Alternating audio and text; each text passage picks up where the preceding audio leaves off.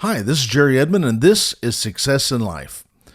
I was just listening to a group of young people chanting for revolution in the country, and I remember when I was young and dumb and all that fire and zeal and absolutely no place to put it. I mean, you know how it is. You don't like the way things are going, or maybe you hear about something that is off, and you feel like you got to jump in there and be part of the chant.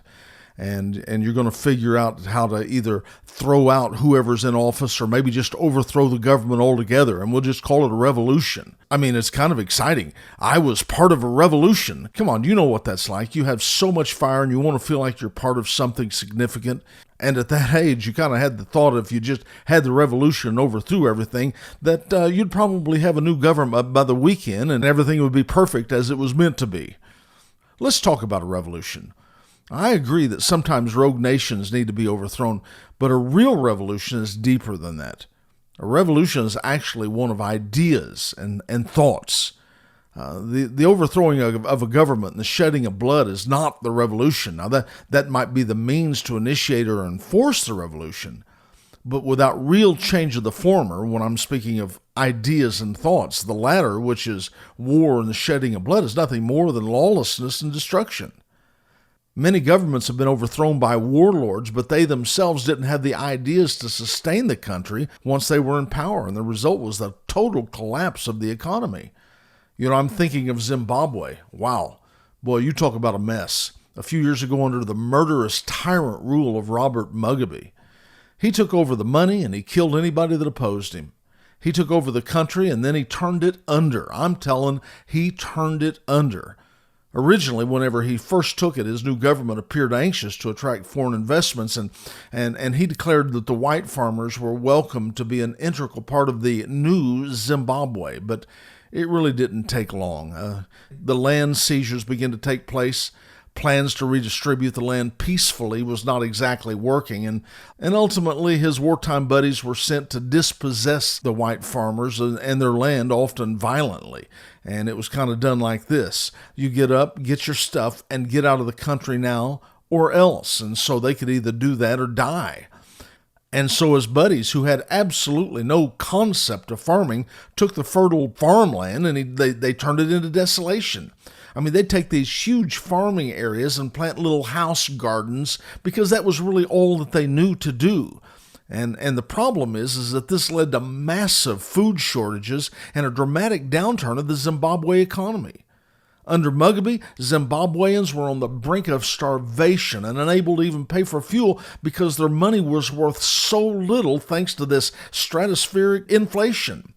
I mean, many of them appeared to be millionaires, but with this huge inflation, their money was worthless. I mean, here's what happened. 2008, 2009, the state's central bank printed so much of its currency, the Zimbabwe dollar, that the country experienced mind-boggling hyperinflation that reached 500 billion%. And that was according to the International Monetary Fund. I'm looking at a picture of a woman who's holding a loaf of bread, and that bread cost 45,000 Zimbabwean dollars. And the result was that items such as a loaf of bread would often cost millions of Zimbabwean dollars. Inflation was only brought under control when they abandoned the Zimbabwe currency and they used the U.S. currency as the main medium of trade. So you can see how quickly things can turn down when you have someone who feels like they just can go in and take something over without the ideas, without the plans, without something that was reaching beyond them. And so it's not just a thing I have a revolution and I'm overthrowing something. You got to have something more on the table than that. The nature of revolution may appear violent, but a true revolution is one of ideas and thoughts.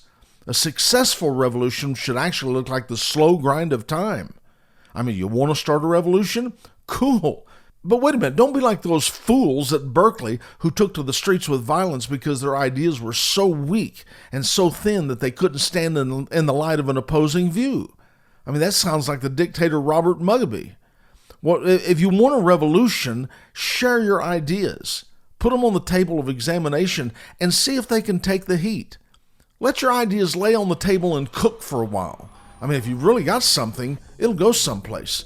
Somebody will catch fire with your ideas, and suddenly you'll have the beginnings of a revolution. This is Jerry Edmon, and this is Success in Life.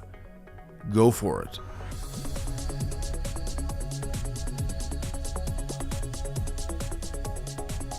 We hope you've enjoyed this podcast about success in life. If you would like more information about this subject or other materials or resources offered by Jerry Edmon, please go to www.jerryedmon.com.